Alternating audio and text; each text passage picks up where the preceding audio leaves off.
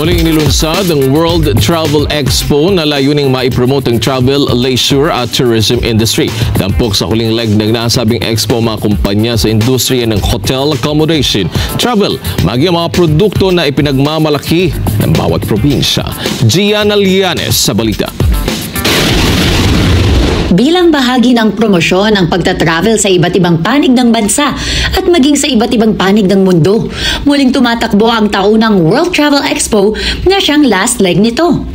Tampok sa taunang aktibidad ang exhibit ng mga kumpanya sa industriya ng hotel accommodation, travel, maging ang mga produkto na ipinagmamalaki ng bawat probinsya.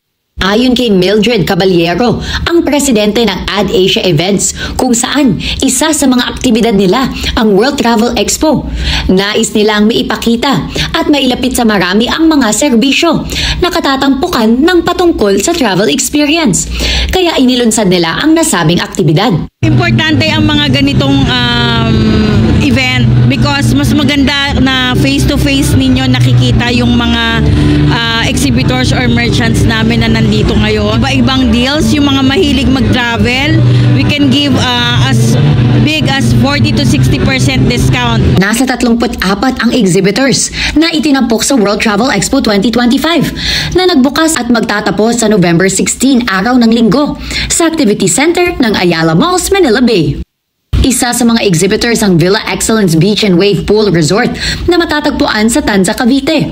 At ayon sa kanila, mahalaga ang mga ganitong expo na siyang nakakatulong sa pagpapalago ng turismo sa bansa. This type of expo really help us a lot in terms of reaching out far places. Like right now, we really wanted to penetrate Greater Manila up to Upper North. So participating to this kind of expo helps our sales and marketing. So far with the events, meron pa naman, but almost fully booked na.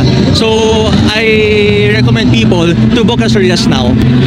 Ayon pa sa pamunuan ng World Travel Expo 2025, nagpapatuloy din ang mga regional events na kanilang inorganisa na layong maipalaganap pa ang kahalagahan ng traveling. Sad to say that our tourism ngayon, not just in the Philippines, is medyo declining. Pero now we are experiencing the accessibility.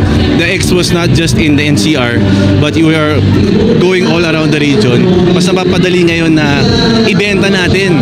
Kasi ang dami pong magaganda, not just yung usual eh. Marami pa pong magagandang areas dito sa ating sa Philippines. One-stop shop.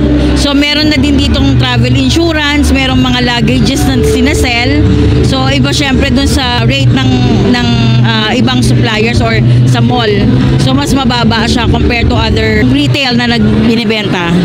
Mabuting bagay din umano ang ganitong expo para mailayo sa anumang scam ang mga kababayan natin pagdating sa pagbubuk ng kanilang travel packages. There's nothing wrong with going social media, but ako, my preference is mas pumupunta ako kasi mas nakaka-interview ako, mas nakakausap ko, not just AI, not just, stereotyping. At least nakaka-build ako ng connections sa contacts sa social media. Iwas lang tayo sa scamming, but I'm not saying na huwag natin gamitin yon. So iba pa rin kasi ma-physical para mas nakikita na. Magpapatuloy pa ang gagawin nilang mga kaparehong aktibidad na layong magkaroon ng isang plataforma para maipalaganap pa at maipromote ang mga travel destinations sa ating bansa hanggang sa susunod na mga taon.